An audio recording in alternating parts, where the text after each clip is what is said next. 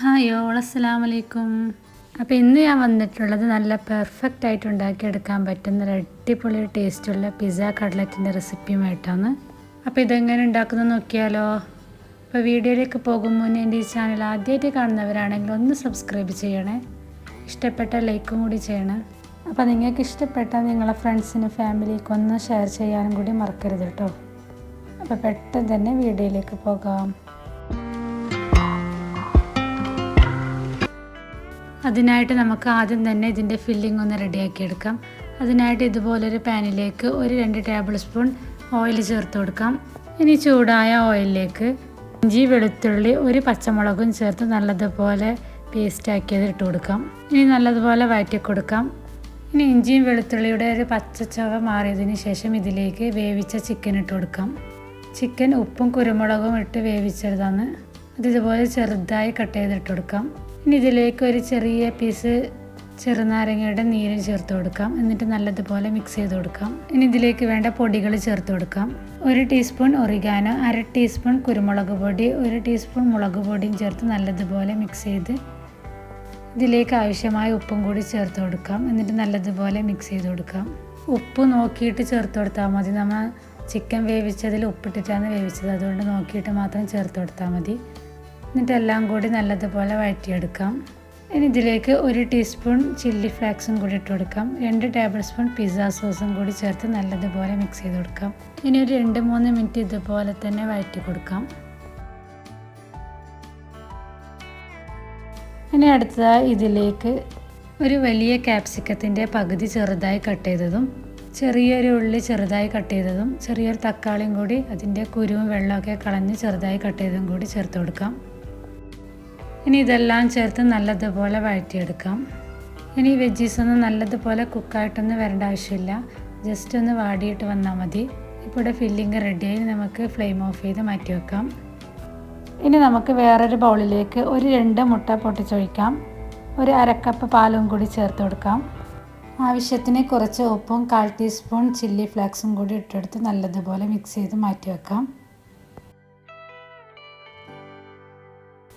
ഇനി അടുത്തത് കുറച്ചൊരു മൈദ പേസ്റ്റും കൂടി ആക്കി വെക്കണം. മൈദയും കുറച്ച് വെള്ളം കൂടി ആക്കി ഒരു തിക്കി പേസ്റ്റ് ആക്കിയിട്ട് എടുത്ത് വെക്കാം. ഇനി വേണ്ടത് നമുക്ക് ഇതിലേക്ക് ആവശ്യമായിട്ടുള്ളത് ബ്രെഡാണ്. ഇതുപോലെ ബ്രെഡ് എടുത്ത് നമുക്ക് റൗണ്ട് ഷേപ്പിൽ കട്ട് ചെയ്തെടുക്കാം. ഞാനിപ്പോൾ ഒരു കുപ്പിയുടെ അടപ്പ് വെച്ചിട്ടാണ് കട്ടാക്കി എടുക്കുന്നത്. ഇതുപോലെ നമുക്ക് എല്ലാ ബ്രെഡും കട്ട് ചെയ്തെടുക്കാം. ഇതിപ്പോൾ ഇവിടെ ഞാൻ എല്ലാ ബ്രെഡും ഇതുപോലെ തന്നെ കട്ട് ചെയ്തെടുത്തിട്ടുണ്ട്. ഇനി നമ്മൾ കട്ട് ചെയ്ത പീസിൽ നിന്ന് ഒരു പീസിൽ നമ്മുടെ ഫില്ലിംഗ് ഒന്ന് വെച്ച് കൊടുക്കാം. വെച്ച് കൊടുക്കുമ്പോൾ സെൻറ്ററിൽ തന്നെ ഇതുപോലെ വെച്ച് കൊടുക്കാം, കൂടുതൽ സൈഡിലേക്ക് വരാണ്ട്. ഇനി അതിൻ്റെ മുകളിൽ ഒരു ചെറിയ പീസ് ചീസും കൂടി വെച്ച് കൊടുക്കാം. ഇനി വേറൊരു പീസ് ബ്രെഡിൽ നമ്മൾ ആക്കി വെച്ച മൈദയുടെ പേസ്റ്റ് സൈഡിലെല്ലാം ഇതുപോലെ ബ്രഷ് ചെയ്ത് കൊടുക്കാം. ഇനി മറ്റേ സൈഡിലെ ബ്രെഡിലും ഇതുപോലെ തന്നെ ഒന്ന് ബ്രഷ് ചെയ്ത് കൊടുക്കാം. നല്ലതുപോലെ ഒട്ടിക്കിട്ടാൻ വേണ്ടിയിട്ടാണ് ഇതുപോലെ 2 ബ്രെഡിൻ്റെ സൈഡിലേക്കും ഇതുപോലെ മൈദയാക്കുന്നത്. ഇനി ഈ ബ്രെഡ് അതിൻ്റെ മുകളിൽ വെച്ച് നല്ലതുപോലെ പ്രസ് ചെയ്ത് നമുക്ക് ഒട്ടിച്ചു കൊടുക്കാം. ഇപ്പോൾ ഇതാ 2 ബ്രെഡ് നല്ലതുപോലെ തന്നെ ഒട്ടിയിട്ടുണ്ട്. ഇനി ഇതുപോലെ തന്നെ ബാക്കിയുള്ളതെല്ലാം ചെയ്തെടുക്കാം.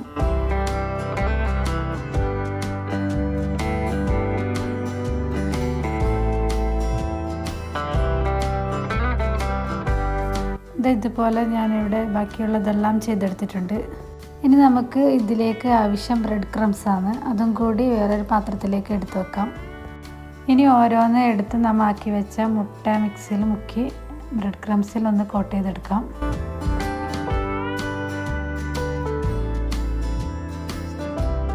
ഇനി ഇതുപോലെ തന്നെ ബാക്കിയുള്ളതെല്ലാം ചെയ്തെടുക്കാം. ആദ്യം മുട്ടയുടെ മിക്സിയിൽ ഒന്ന് ഡിപ്പ് ചെയ്ത് പിന്നെ ബ്രെഡ് ക്രംസിൽ ഒന്ന് കോട്ട് ചെയ്തെടുക്കാം.